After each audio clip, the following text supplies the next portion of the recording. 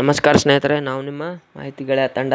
ಇವತ್ತಿನ ಒಂದು ವಿಡಿಯೋದಲ್ಲಿ ನಾನು ಸೆಪ್ಟೆಂಬರ್ ತಿಂಗಳ ಕುರಿತಂತೆ ಅಂದರೆ ನಮ್ಮ ಪೊಲೀಸ್ ಪರೀಕ್ಷೆಗಳಿಗೆ ಸುಮಾರು 3 ರಿಂದ 6 ತಿಂಗಳ ಪ್ರಚಲಿತ ಘಟನೆಗಳು ಅತ್ಯಂತ ಮಹತ್ವವಾಗಿರುತ್ತೆ. ಆದ್ದರಿಂದ ನಾನು ಸೆಪ್ಟೆಂಬರ್ ಹಾಗೂ ಅಕ್ಟೋಬರ್ ತಿಂಗಳ ಪ್ರಮುಖವಾದಂಥ ಪ್ರಚಲಿತ ಘಟನೆಗಳ ಕುರಿತು ಈ ವಿಡಿಯೋದಲ್ಲಿ ಬಂದಿರುತ್ತೇನೆ. ಮುಖ್ಯವಾಗಿ ಕೇವಲ ಸೆಪ್ಟೆಂಬರ್ನದ್ದು ಮಾತ್ರ ಗಮನಿಸಿ. ನಾನು ಇಲ್ಲಿ ಅತ್ಯಂತ ಮಹತ್ವವಾಗಿರುವುದನ್ನು ಮಾತ್ರ ಹೇಳುತ್ತಾ ಹೋಗುತ್ತೇನೆ. ಇವಾಗ ನೋಟ್ಸ್ ಕೂಡ ಮಾಡಿಟ್ಟುಕೊಳ್ಳಿ. ಇತ್ತೀಚೆಗೆ ಸೈಬರ್ ದಾಳಿಯಿಂದ ಸ್ಟಾಕ್ ಎಕ್ಸ್ಚೇಂಜ್ಗೆ ತುತ್ತಾದಂತಹ ದೇಶ ಯಾವುದು? ರಷ್ಯಾ.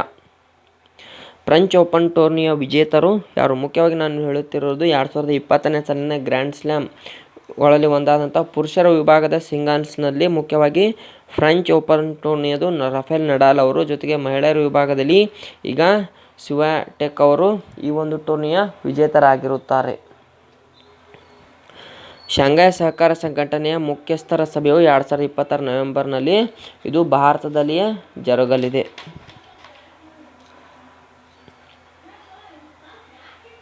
ಜಗತ್ತಿನ ಅತಿ ಉದ್ದದ ಹೆದ್ದಾರಿ ಸುರಂಗ ಅದು ಭಾರತದ ಅಟಲ್ ಟನಲ್. ಇದು ಮನಾಲಿ ಹಾಗೂ ಲೇಹ್ ನಗರಗಳನ್ನು ಸಂಪರ್ಕಿಸುತ್ತದೆ. ಅಂದರೆ ಸ್ನೇಹಿತರೆ, ಅಟಲ್ ಜಿ ಅವರ ಅಂದರೆ ಭಾರತದ ಪ್ರಧಾನಿಯಾಗಿದ್ದ ಅಟಲ್ ಬಿಹಾರಿ ವಾಜಪೇಯಿ ಅವರ ಹೆಸರಿನ ವಿಶ್ವದ ಅತ್ಯಂತ ಉದ್ದದ ಹೆದ್ದಾರಿ ಸುರಂಗವನ್ನು ಮುಖ್ಯವಾಗಿ 2020 ಅಕ್ಟೋಬರ್ 3ರಂದು ಭಾರತದ ಪ್ರಧಾನಿಯವರು ಉದ್ಘಾಟಿಸಿದರು. ಮುಖ್ಯವಾಗಿ ಇದು ಏನು ದಕ್ಷಿಣದ ತುದಿಯಿಂದ ಉತ್ತರ ತುದಿಗೆ ಸುರಂಗ ಮೂಲಕ ಮಾಡುವಂಥ ಮುಖ್ಯವಾಗಿ ವ್ಯವಸ್ಥೆಯನ್ನು ಇದು ಹೊಂದಿರುತ್ತದೆ. ವಿಶ್ವ ದರ್ಜೆಯ ಗಡಿ ಸಂಪರ್ಕಕ್ಕೆ ಇದು ಒಂದು ಜ್ವಲಂತ ಉದಾಹರಣೆ ಹಾಗೂ ಭಾರತೀಯ ಗಡಿ ಮೂಲಸೌಕರ್ಯ ಇದು ಬಲ ನೀಡುವಂತಹ ತ್ವರಿತ ಮುನ್ನುಡಿಯಾಗಿದೆ. ಜೊತೆಗೆ ಇದು ಒಂದು ಏನು ಸ್ನೇಹಿತರೆ ಪ್ರಮುಖ ಲಕ್ಷಣಗಳೆಂದರೆ ಹಿಮಾಚಲ ಪ್ರದೇಶದ ಮನಾಲಿಯಿಂದ ಲಡಾಖ್ನ ಲೇಹ್ವರೆಗೆ ಇದು ಸಂಪರ್ಕವನ್ನು ಕಲ್ಪಿಸುತ್ತದೆ. ಒಟ್ಟು ಉದ್ದ ಸ್ನೇಹಿತರೆ ಎದುರು 9.02 ಕಿಲೋಮೀಟರ್ಗಳು ಆಗಿರುತ್ತದೆ.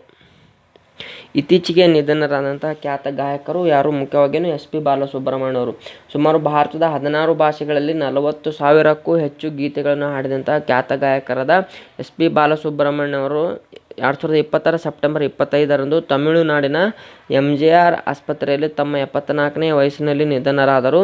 2020 ಆಗಸ್ಟ್ 5ರಂದೇ ಎಸ್.ಪಿ.ಬಿ. ಅವರಿಗೆ ಕೋವಿಡ್ ಸೋಂಕು ದೃಢಪಟ್ಟಿತ್ತು. ಈ ಹಿನ್ನೆಲೆಯಲ್ಲಿ ಅವರನ್ನು MGM ಆಸ್ಪತ್ರೆಗೆ ಚಿಕಿತ್ಸೆಯನ್ನು ಪಡೆಯುತ್ತಿದ್ದರು. ಚಿಕಿತ್ಸೆ ಫಲಕಾರಿ ಆಗದ ಹಿನ್ನೆಲೆ ನಿಧನರಾಗಿರುತ್ತದೆ.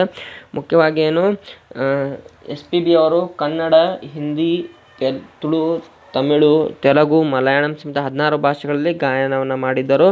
ಇವರು ಚಲನಚಿತ್ರಗಳಲ್ಲೂ ಕೂಡ ನಟನೆಯನ್ನು ಸಹ ಮಾಡಿದರು. ಗಾಯಕ, ಸಂಗೀತ ನಿರ್ದೇಶಕರು, ನಟರು, ಚಿತ್ರ ನಿರ್ಮಾಪಕರು, ಬಹುಮುಖ ಪ್ರತಿಭೆಯನ್ನು ಇವರು ಹೊಂದಿದ್ದರು. ಮುಖ್ಯವಾಗಿ ಇವರ ದಾಖಲೆಗಳನ್ನು ನೋಡುವುದಾದರೆ ಕನ್ನಡದಲ್ಲಿ ಒಂದೇ ಒಂದು ದಿನ 21, ತಮಿಳು ಮತ್ತು ತೆಲುಗಿನಲ್ಲಿ 19, ಹಿಂದಿಯಲ್ಲಿ 16 ಹಾಡುಗಳನ್ನು ಹಾಡಿದ ಎಸ್.ಪಿ.ಬಿ. ಅವರು ಈ ಹಾಡುಗಾರಿಕೆಯನ್ನು ದಾಖಲೆಯನ್ನು ನಿರ್ಮಿಸಿದ್ದರು.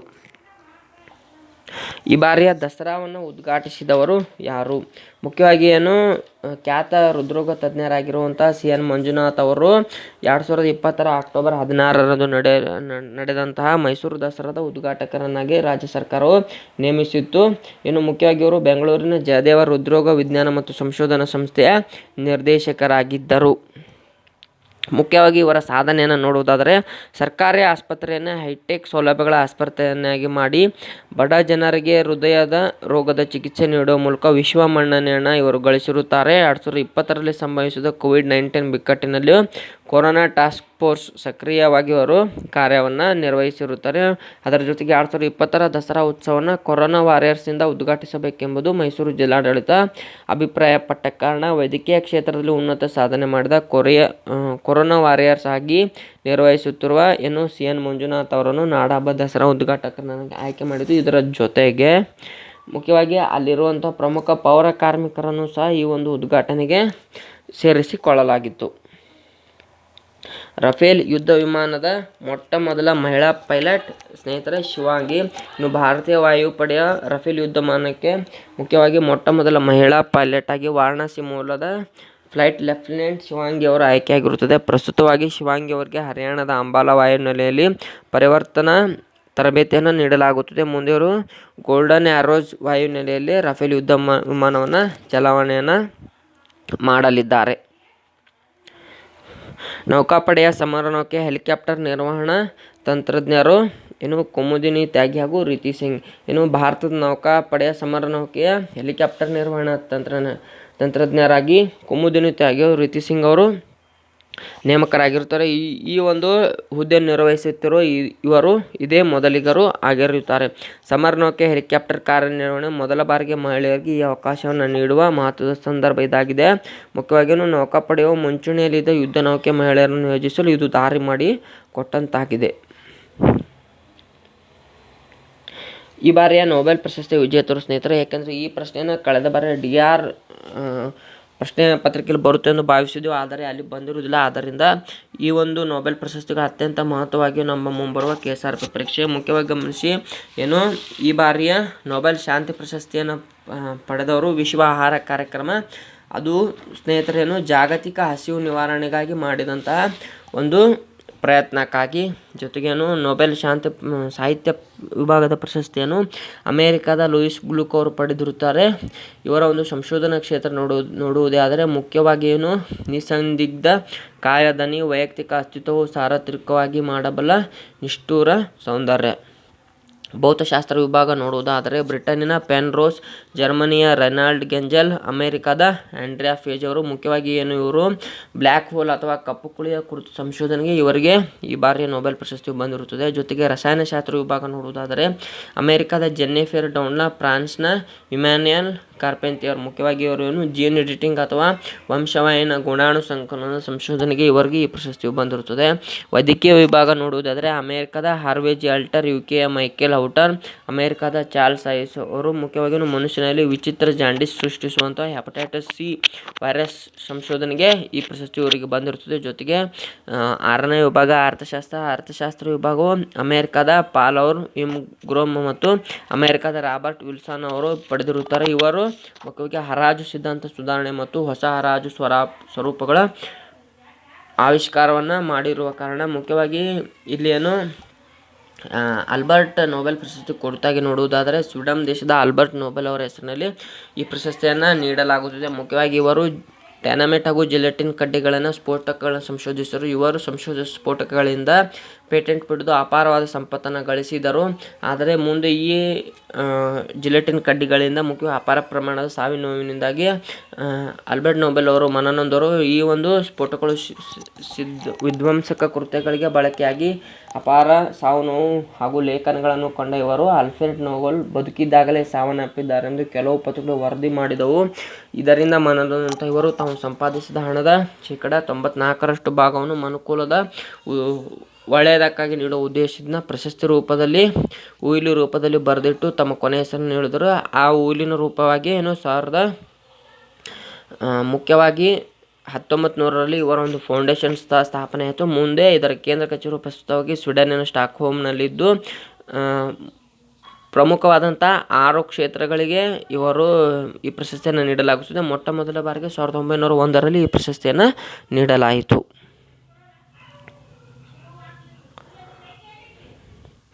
ವಿಶ್ವದ ಮೊದಲ ಎಲೆಕ್ಟ್ರಿಕ್ ರಸ್ತೆ ಸ್ನೇಹಿತರೆ ಏನು ಇಸ್ರೇಲ್ ನಗರದ ಟೆಲ್ ಅವೀವ್ ನಗರದಲ್ಲಿ ಮುಖ್ಯವಾಗಿ ಏನು ವಿಶ್ವದ ಮೊಟ್ಟ ಮೊದಲನೆಯದಾದ ಎಲೆಕ್ಟ್ರಿಕ್ ರಸ್ತೆಯನ್ನು ನಿರ್ಮಾಣ ಮಾಡಲಾಗುತ್ತಿದೆ. ಇದು ಏನು ಪರಿಸರ ಸಂರಕ್ಷಣೆಗಾಗಿ ಒಂದು ಹೆಜ್ಜೆ ಮುಂದುವರಿಸಿದಂಥದ್ದು ಆಗಿರುತ್ತದೆ. ಇತ್ತೀಚೆಗೆ ರಾಜೀನಾಮೆ ನೀಡಿದಂಥ ಕೇಂದ್ರ ಸಚಿವೆ ಯಾರು? ಮುಖ್ಯವಾಗಿ ಏನು ಹರ್ಸಿಮ್ರತ್ ಕೌರ್ ಅವರು ಕೇಂದ್ರದ ಆಹಾರ ಸಂಸ್ಕರಣಾ ಹಾಗೂ ಉದ್ಯಮ ಸಚಿವರು. ಇವರು ಸೆಪ್ಟೆಂಬರ್ 17ರಂದು ರಾಜೀನಾಮೆ ನೀಡಿದರು. ಏಕೆಂದರೆ ಮುಖ್ಯವಾಗಿ ಅವರು ಕೇಂದ್ರ ಸರ್ಕಾರ ಮಂಡಿಸಿರುವಂಥ ಕೃಷಿ ಮಸೂದೆಗಳು ಅದರ ವಿರೋಧವಾಗಿ ಇವರು ಮುಖ್ಯವಾಗಿ ಈ ಒಂದು ಸ್ಥಾನವನ್ನು ತೊರೆದಿರುತ್ತಾರೆ. ಪ್ರಸ್ತುತವಾಗಿ ಅವರ ಕಾರ್ಯವನ್ನು ಕೇಂದ್ರ ಸಚಿವರಾಗಿರುವಂಥ ನರೇಂದ್ರ ಸಿಂಗ್ ತೋಮರ್ ಅವರು ಈ ಒಂದು ಹುದ್ದೆಯನ್ನು ನಿರ್ವಹಿಸುತ್ತಿದ್ದಾರೆ. ಟ್ರಾಯ್ನ ನೂತನ ಅಧ್ಯಕ್ಷರು ಯಾರು? Telecom regulatory authority of India ಭಾರತೀಯ ಏನು ದೂರ ಸಂಪರ್ಕ ನಿಯಂತ್ರಣ ಪ್ರಾಧಿಕಾರದ ಅಧ್ಯಕ್ಷರನ್ನಾಗಿ ಕೇಂದ್ರ ಸರ್ಕಾರವು PD ವಘೇಲಾ ಅವರನ್ನು ನೇಮಕವನ್ನು ಮಾಡಿರುತ್ತಾರೆ. ಬ್ಲೂ ಫ್ಲ್ಯಾಗ್ ಪಡೆದ ಕರ್ನಾಟಕದ ಕಡಲ ತೀರ ಭಾರತದ ಕಡಲ ತೀರಗಳು ಸ್ನೇಹಿತರೆ ಮುಖ್ಯವಾಗಿ ಏನು ಡೆನ್ಮಾರ್ಕ್ ಮೂಲದ ಫೌಂಡೇಶನ್ ಫಾರ್ ಎನ್ವಿರಾನ್ಮೆಂಟ್ ಎಜುಕೇಷನ್ ಅಂತಾರಾಷ್ಟ್ರೀಯ ಲಾಭರಹಿತ ಸಂಸ್ಥೆಯು ಪ್ರಪಂಚದ ಸ್ವಚ್ಛವಾದ ಕರಾವಳಿ ತೀರಗಳಿಗೆ ಬ್ಲೂ ಫ್ಲಾಗ್ ಪ್ರಮಾಣ ಪತ್ರವನ್ನು ನೀಡುತ್ತದೆ. ಈ ಪ್ರಮಾಣ ಪತ್ರವನ್ನು ಪಡೆದಂಥ ಕರಾವಳಿ ತೀರಗಳು ಪ್ರಪಂಚದ ಅತಿ ಸ್ವಚ್ಛವಾದ ಕರಾವಳಿ ತೀರಗಳು ಎಂದು ಪರಿಗಣಿಸಲಾಗುತ್ತದೆ. ಈ ಪ್ರಮಾಣ ಪತ್ರವು 33 ಮಾನದಂಡಗಳನ್ನು ಹೊಂದಿದ್ದು ಪ್ರಮುಖವಾಗಿ ಪರಿಸರ, ಶಿಕ್ಷಣ, ಮಾಹಿತಿ, ಸ್ನಾನದ ನೀರಿನ ಗುಣಮಟ್ಟ, ಪರಿಸರ ನಿರ್ವಹಣೆ, ಪರಿಸರ ಸಂರಕ್ಷಣೆ, ಕಡಲ ತೀರಗಳ ಸುರಕ್ಷತೆ ಎಂಬ 4 ಅಂಶಗಳನ್ನು ಒಳಗೊಂಡಿದ್ದು 1985ರಲ್ಲಿ ಮೊದಲ ಬಾರಿಗೆ ಫ್ರಾನ್ಸ್ ನೀಲಿ ಧ್ವಜ ಕಾರ್ಯಕ್ರಮ ಆರಂಭಿಸಿತು. 2018ರಲ್ಲಿ ಒಡಿಶಾದ ಚಂದ್ರಭಾಗ ಕರಾವಳಿಯು ತೀರವು ಭಾರತದ ಮೊಟ್ಟ ಮೊದಲ ಬಾರಿಗೆ ಬ್ಲೂ ಫ್ಲಾಗನ್ನು ಪಡೆದುಕೊಂಡಿತು. ಭಾರತದ 2020ರಲ್ಲಿ ಪಡೆದಂತಹ ಈ ತೀರಗಳನ್ನು ನೋಡುವುದಾದರೆ ಪಡುಬಿದ್ರೆ ಅದು ಕರ್ನಾಟಕದ ಉಡುಪಿ, ಕಾಸರಗೋಡು ಇದು ಕರ್ನಾಟಕದ ಉತ್ತರ ಕನ್ನಡ ಜಿಲ್ಲೆ, ಶಿವರಾಜಪುರ ಮುಖ್ಯವಾಗಿ ಏನು ಗುಜರಾತ್ ನಲ್ಲಿ ಕಂಡುಬರುತ್ತದೆ, ಕಪ್ಪಾಡ್ ಇದು ಕೇರಳದಲ್ಲಿ, ಜೊತೆಗೆ ಋಷಿಕೊಂಡ ಆಂಧ್ರ ಪ್ರದೇಶದ್ದು, ರಾಧಾನಗರ ಅಂಡಮಾನ್ ನಿಕೋಬಾರ್.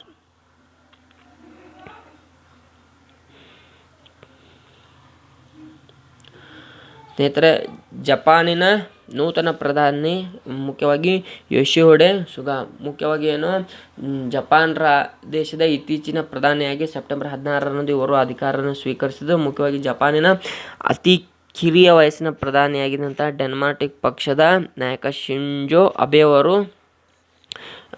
ಅಲ್ಸರೇಟಿವ್ ಕೊಲಿಟಿಸ್ ಎಂಬ ರೋಗವನ್ನು ಸಂಪೂರ್ಣ ಗುಣಮುಖರಾಗದ ಕಾರಣದಿಂದಾಗಿ ಇವರು ತಮ್ಮ ಸ್ಥಾನಕ್ಕೆ ರಾಜೀನಾಮೆಯನ್ನು ನೀಡಿದರು. ಅವರ ಒಂದು ತೆರವಾದ ಸ್ಥಾನಕ್ಕೆ ಲಿಬರಲ್ ಡೆಮಾಕ್ರಾಟಿಕ್ ಪಕ್ಷದ ನಾಯಕರಾದ ಯೋಶಿಹಿಡೆ ಸುಗಾ ಅವರು ಈ ಅಧಿಕಾರವನ್ನು ಸ್ವೀಕರಿಸುತ್ತಾರೆ. 2020ರ US ಓಪನ್ ಟೂರ್ನಿಯ ವಿಜೇತರು ಯಾರು? ಮುಖ್ಯವಾಗಿ ಡೊಮಿನಿಕ್ ಥಿಂಗ್. ಈ ಪ್ರಶ್ನೆಯನ್ನು ಈ ಬಾರಿ DR ಪ್ರಶ್ನೆ ಪತ್ರಿಕೆಯಲ್ಲಿ ಕೇಳಲಾಗಿತ್ತು. ಮುಖ್ಯವಾಗಿ ನಾವು ಇಲ್ಲಿ 4 ರೀತಿಯ ಏನು ಟೆನ್ನಿಸ್ ಗ್ರ್ಯಾಂಡ್ ಸ್ಲಾಮ್ಗಳನ್ನು ನೋಡುತ್ತೇವೆ. ಮುಖ್ಯವಾಗಿ ಆಸ್ಟ್ರೇಲಿಯಾದ ಮೆಲ್ಬೋರ್ನ್ನಲ್ಲಿ ನಡೆಯುವಂತಹ ಆಸ್ಟ್ರೇಲಿಯಾ ಓಪನ್ ಟೂರ್ನಿಯು ಮುಖ್ಯವಾಗಿ ಇದೊಂದು ಹಾರ್ಡ್ ಕೋರ್ಟ್ನಲ್ಲಿ ನಡೆಯುತ್ತದೆ. ಫ್ರೆಂಚ್ ಓಪನ್ ಟೂರ್ನಿಯು ಫ್ರಾನ್ಸ್ನ ಪ್ಯಾರಿಸ್ ನಗರದಲ್ಲಿ ನಡೆದರೆ ಇದು ಮಣ್ಣಿನ ಕೋರ್ಟ್ನಿಂದ ಆಟದ ಮೈದಾನವನ್ನು ಕೂಡಿರುತ್ತದೆ. ವಿಂಬಲ್ಡನ್ ಇದು ಲಂಡನ್ನಲ್ಲಿ ನಡೆಯುತ್ತದೆ. ಮುಖ್ಯವಾಗಿ ಇದು ಹುಲ್ಲಿನ ಕೋರ್ಟ್ ಅಂದರೆ ಅತ್ಯಂತ ಹಳೆಯದಾದಂಥ ಟೂರ್ನಿಯು ಸಹ ಇದು. US ಓಪನ್ ಸ್ನೇಹಿತರೆ ಅಮೆರಿಕದ ನ್ಯೂಯಾರ್ಕ್ ನಗರದಲ್ಲಿ ನಡೆಯುತ್ತಿದ್ದು ಇದು ಸಹ ಹಾರ್ಡ್ ಕೋರ್ಟ್ನಲ್ಲಿಯೇ ಅಂದರೆ ಗಟ್ಟಿಯಾದ ನೆಲದಲ್ಲಿಯೇ ನಡೆಯುತ್ತದೆ. ಈ ಬಾರಿಗೆ ಇಂಡಿಯನ್ ಪ್ರೀಮಿಯರ್ ಲೀಗ್ನ ಟೈಟಲ್ ಸ್ಪಾನ್ಸರ್ಸ್ ಯಾರು? ಮುಖ್ಯವಾಗಿ ಸ್ನೇಹಿತರೆ IPL ಇಂಡಿಯನ್ ಪ್ರೀಮಿಯರ್ ಲೀಗ್ನ ಟೈಟಲ್ ಸ್ಪಾನ್ಸರ್ ಆಗಿ ಈ ಬಾರಿ Dream11 ಆನ್ಲೈನ್ ಗೇಮಿಂಗ್ ತಂಡವು ವಹಿಸಿಕೊಂಡಿತ್ತು. ಏಕೆಂದರೆ ಪ್ರತಿ ವರ್ಷವೂ ವಿವೋ ಮೊಬೈಲ್ ಕಂಪನಿ ವಹಿಸುತ್ತಿದ್ದು, ಆದರೆ ಆತ್ಮನಿರ್ಭರ ಭಾರತ ಸಲುವಾಗಿ ಈ ಬಾರಿ ವಿವೋ ತಂಡವನ್ನು ಈ ಒಂದು ಫ್ರಾಂಚೈಸಿಯಿಂದ ಕೈಬಿಡಲಾಗಿತ್ತು. ಕರ್ನಾಟಕ ಪ್ರವಾಸೋದ್ಯಮದ ಧ್ಯೇಯವಾಕ್ಯ ಏನು ಸ್ನೇಹಿತರೆ? ಒಂದು ರಾಜ್ಯ ಹಲವು ಜಗತ್ತುಗಳು. ಏಕೆಂದರೆ ಇತ್ತೀಚೆಗೆ ಕರ್ನಾಟಕ ರಾಜ್ಯವು ಸೆಪ್ಟೆಂಬರ್ 17ರಂದು ವಿಶ್ವ ಪ್ರವಾಸೋದ್ಯಮ ದಿನದಂದು ಕರ್ನಾಟಕ ರಾಜ್ಯದ ಮುಖ್ಯಮಂತ್ರಿಗಳಾಗಿರುವಂಥ BS ಯಡಿಯೂರಪ್ಪನವರು ಕರ್ನಾಟಕ ರಾಜ್ಯ ಪ್ರವಾಸೋದ್ಯಮ ನೀತಿ 2020-25 ಬಿಡುಗಡೆ ಮಾಡಿದರು. ಮುಖ್ಯವಾಗಿ ಏನು ಕೃಷಿ ಮತ್ತು ಗ್ರಾಮೀಣ ಪ್ರವಾಸಕ್ಕೆ ಹೆಚ್ಚಿನ ಪ್ರಾಮುಖ್ಯತೆ ನೀಡುವ ಮೂಲಕ ಕರ್ನಾಟಕ ಅದ್ಭುತ ಆಯಾಮಗಳನ್ನು ಅನಾವರಣಗೊಳಿಸುವುದರೊಂದಿಗೆ ಸ್ಥಳೀಯ ಸಮುದಾಯ ಭಾಗವಹಿಸುವಿಕೆ, ಅವರ ವೈಶಿಷ್ಟ್ಯಪೂರ್ಣ ಪ್ರತಿಭಾ ಪ್ರದರ್ಶನಕ್ಕೆ ಅವಕಾಶ ಕಲ್ಪಿಸುವುದರ ಜೊತೆಗೆ ಲಂಬಾಣಿ ಆದಿವಾಸಿ ಜನಾಂಗದ ಸಂಸ್ಕೃತಿ ಪರಂಪರೆಯ ಪ್ರದರ್ಶನ ಮತ್ತು ಅಭಿವೃದ್ಧಿಗೆ ಪ್ರೋತ್ಸಾಹ ನೀಡಲು ಈ ನೀತಿಯು ಸಹಕಾರಿಯಾಗಲಿದೆ ಎಂದು ನೂತನ ಪ್ರವಾಸೋದ್ಯಮ ನೀತಿ 2020-25 ಪ್ರಕಟಿಸಿರುತ್ತಾರೆ. ಭಾರತದ ನವ ಉದ್ಯಮಗಳ ರಾಜಧಾನಿ ಸ್ನೇಹಿತರೆ ಏನು ಬೆಂಗಳೂರು. ಮುಖ್ಯವಾಗಿ ಏನು ಭಾರತದ ನವೋದ್ಯಮಗಳ ರಾಜಧಾನಿ ಮತ್ತು ತವರೂರು ಎಂಬ ಕೀರ್ತಿಗೆ ಬೆಂಗಳೂರು ಮಹಾನಗರವು ಪಾತ್ರವಾಗಿದೆ.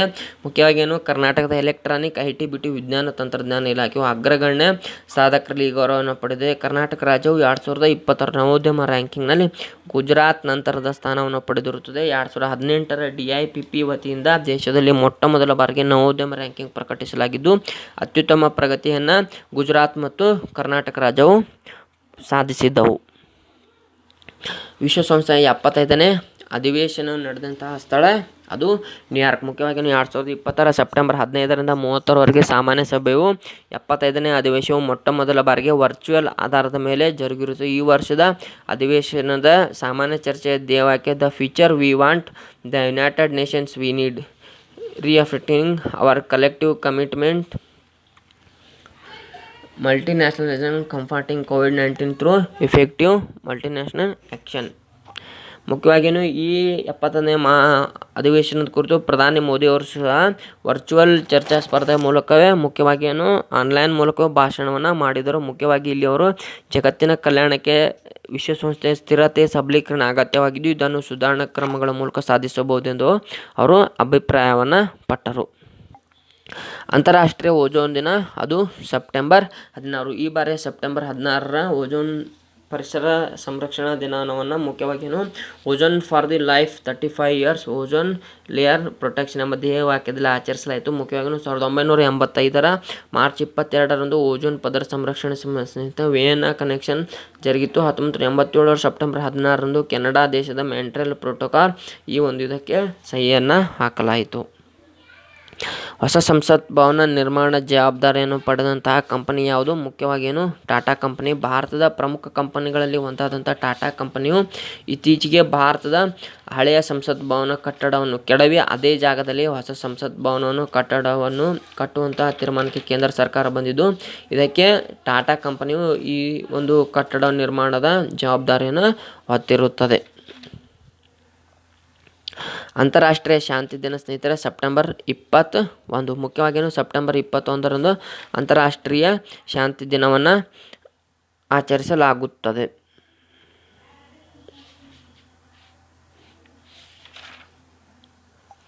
ಯುನಿಸೆಫ್ನ ರಾಯಭಾರಿಗೆ ಆಯ್ಕೆಯಾದಂತಹ ನಟ ಯಾರು ಅಥವಾ ಸೆಲೆಬ್ರಿಟಿ? ಮುಖ್ಯವಾಗಿ ಆಯುಷ್ಮಾನ್ ಖುರಾನ ಅವರು. ಭಾರತದ ಯುನಿಸೆಫ್ ಮುಖ್ಯವಾಗಿ ಯುನಿಸೆಫ್ ಫಾರ್ ಎವರಿ ಚೈಲ್ಡ್ ಅಭಿಯಾನಕ್ಕಾಗಿ ಭಾರತದ ಆಯುಷ್ಮಾನ್ ಖುರಾನ ಅವರನ್ನು ರಾಯಭಾರಿಯಾಗಿ ಆಯ್ಕೆ ಮಾಡಲಾಗಿದೆ.